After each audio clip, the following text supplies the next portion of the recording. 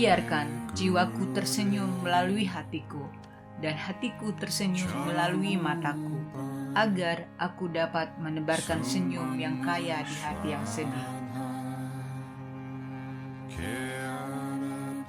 Tetap tenang, tentram, selalu menguasai diri sendiri. Anda kemudian akan mengetahui betapa mudahnya bergaul. Hanya orang bijak yang tahu di mana takdir berakhir dan kehendak bebas dimulai. Sementara itu, Anda harus terus melakukan yang terbaik menurut pemahaman Anda yang paling jelas. Anda harus merindukan kebebasan seperti orang yang tenggelam merindukan udara. Tanpa kerinduan yang tulus, Anda tidak akan pernah menemukan Tuhan. Selalu ada dua kekuatan yang saling berperang di dalam diri kita. Hari Barat memang semakin dekat ketika ilmu batin tentang pengendalian diri akan ditemukan sama pentingnya dengan penaklukan alam secara lahiriah. Zaman atom baru ini akan membuat pikiran manusia sadar dan diperluas oleh kebenaran ilmiah yang sekarang tidak terbantahkan, bahwa materi pada kenyataannya adalah pusat energi. Saya menemukan ingatan saya yang paling awal meliputi ciri-ciri anakronistik dari inkarnasi sebelumnya. Ingatan yang jelas datang kepada saya tentang kehidupan yang jauh, seorang yogi di tengah-tengah salju Himalaya.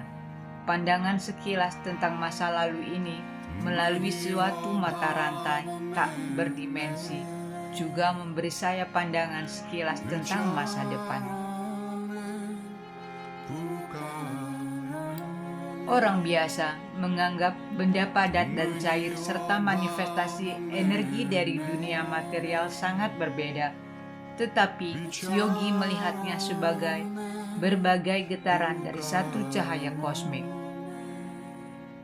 Manusia penting dalam satu hal saja. Dia diciptakan menurut gambar Allah. Itulah pentingnya dia. Dia tidak penting bagi tubuh, ego, atau kepribadiannya. Penegasannya yang konstan tentang kesadaran ego adalah sumber dari semua masalahnya. Sang yogi menawarkan kerinduan manusia labirinnya ke api unggun monoteistik yang didedikasikan untuk Tuhan yang tak tertanding.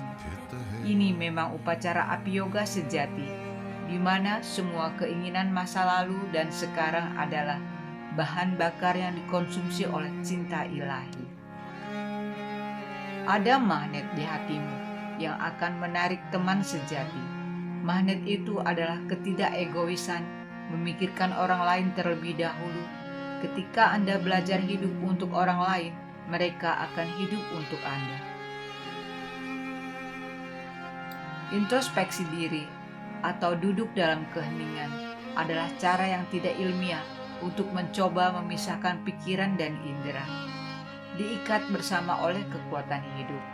Pikiran kontemplatif mencoba kembali ke ilahian, terus-menerus diseret kembali ke indera oleh arus kehidupan.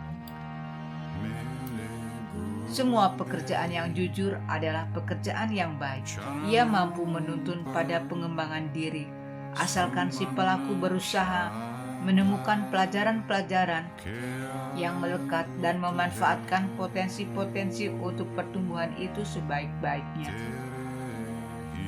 Tidak seorang pun dapat menjadi seorang yogi yang mempertahankan keadaan keseimbangan mental bebas dari keterlibatan batin dalam kegiatan-kegiatan keinginan yang direncanakan, kecuali ia telah meninggalkan identifikasi dengan egonya dan nafsunya yang tidak terpuaskan akan buah-buah tindakan.